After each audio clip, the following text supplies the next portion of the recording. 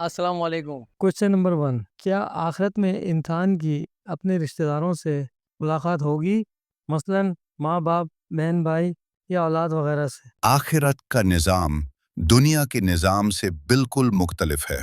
वहाँ न दर्द होगा, न गम, न तन्हाई, और ना ही कोई इंसान किसी नुकसान या अफसोस का बोझ उठाए फिरेगा। इसलिए जब हम ये सवाल करते हैं कि क्या इंसान अपने रिश्तेदारों से मिल पाएगा, तो इसका जवाब उम्मीद से भरपूर है।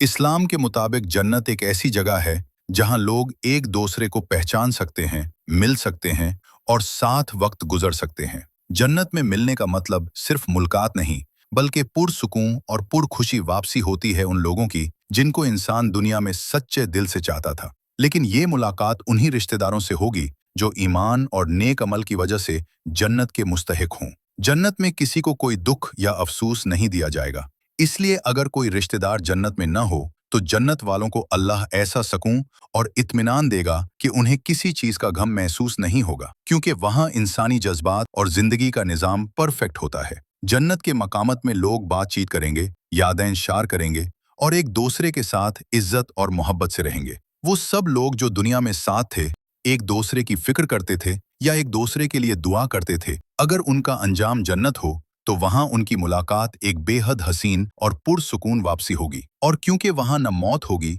न जुदाई, इसलिए वो साथ हमेशा के लिए हो सकता है। आखिरत का निज़ाम अल्लाह की रहम और इंसाफ पर मबनी है। दुनिया की सोच और तौर तरीक़े वहां काम नहीं करते। जन्नत में सिर्फ पूरी खुशी होती है, इसलिए रिश्तेदारों से मिलना भी एक मुकम्मल नेमत और खुशी के तौर पर अता किया जाता है, बिना किसी दर्द, तकलीफ या पुरानी कश्मकश के। यानी हाँ, इंसान अपने प्यारों से मिल सकता है, उन्हें पहचान सकता है और उनके साथ रह सकता है, बस वो सब लोग जन्नत वाले हों।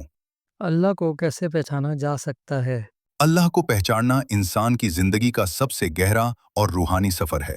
ये इल्म या सिर्फ अकल से हासिल होने वाली चीज नहीं, बल्कि दिल, रूह, अकल, तजुर्बे, कुदरत और इबादत सब मिलकर इंसान को अल्लाह की तरफ लेकर जाते हैं। सबसे पहला तरीका अल्लाह की कुदरत को देखना है।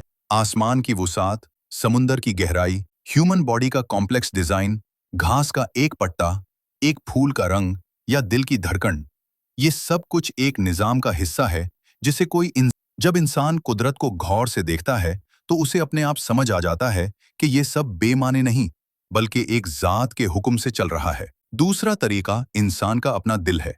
दिल वो चीज़ महसूस करता है जो जुबान बयान नहीं कर सकती।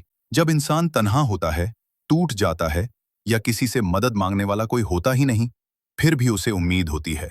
वो उम्मीद, वो तसल्ली, वो चुपचाप स्ट्रेंथ अल्लाह की पहचान का सबसे पहला इनाम होती है।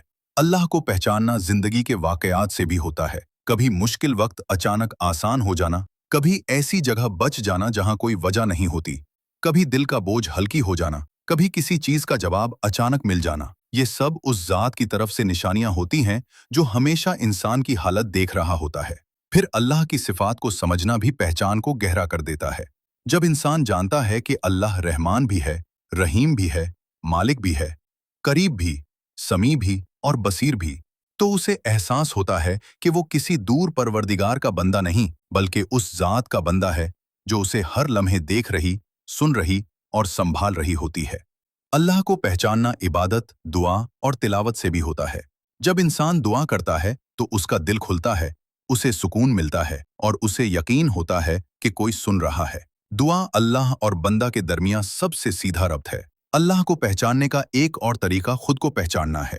जब इंसान अपनी कमजोरी, अपनी हदैन, अपनी ज़रूरतें और अपनी बेबसी को महसूस करता है, तो उसे समझ आ जाता है कि एक लामहदूद ज़ात ही हर चीज़ को चलाती है। इंसान अपने आप को जितना समझता है, अल्लाह को उतना ही गहरा समझ लेता है।